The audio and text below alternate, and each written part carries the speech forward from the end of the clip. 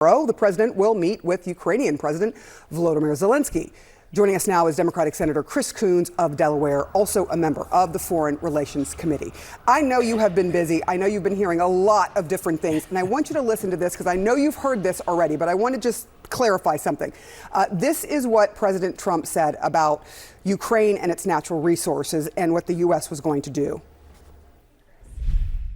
We get back the money that we spent, and we hope that we're going to be able to settle this up. It's a great deal for Ukraine, too, because they get us over there. We're going to be working over there. We'll be on the land. And, you know, in that way, there's sort of automatic security because nobody's going to be messing around with our people.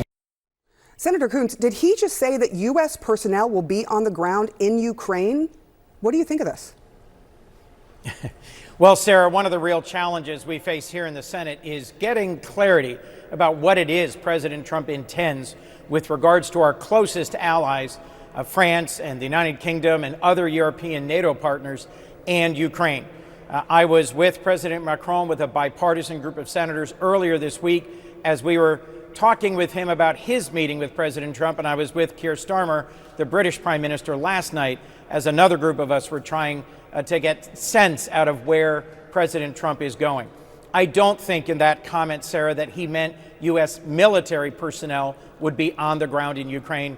I think what he has in mind, as best I can tell, is that a critical minerals deal would result in American investors and private sector American staff on the ground in Ukraine.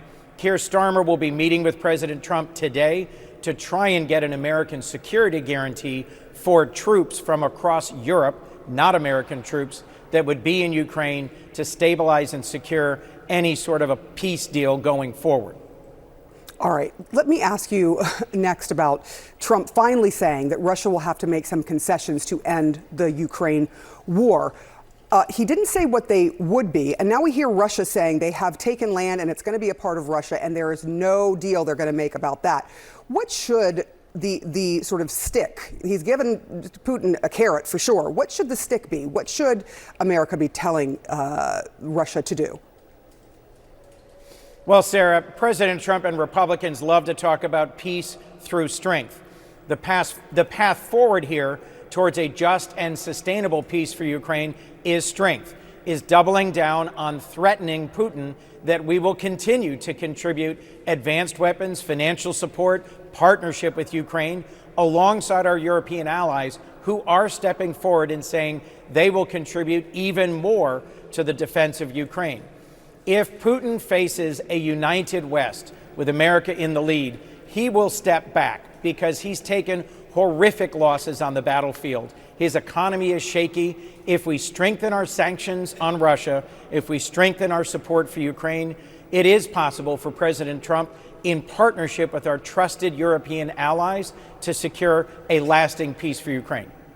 All right, let's come back to the United States and look at this big, beautiful budget bill that Trump likes to that Trump has named the big, beautiful budget bill. Part of the House Republicans' bill framework is to cut about $880 billion from Medicaid.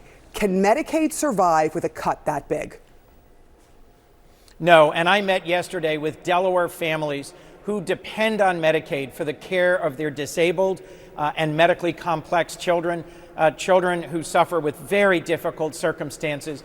Medicaid does so much for the American people, for Delawareans. It's what helps fund senior care. It's what families rely on who have children who are going through Nemours, the AI Children's Hospital in Delaware. It's what families depend on who have a loved one who's disabled, who's at home. Medicaid makes such a difference all across our nation, and it cannot afford a cut of that magnitude, especially not to pay for another big tax cut for billionaires. Can Democrats do anything to prevent this, to try to protect Medicaid, since you don't have control of the House or the Senate? You're right about that, Sarah, but in the Affordable Care Act fight of the first Trump administration, when Trump was trying to kill the Affordable Care Act, we ultimately got Americans to focus on what was at stake. Trump is again trying to pass a huge tax cut paid for by cuts to your benefits. And if enough Americans get upset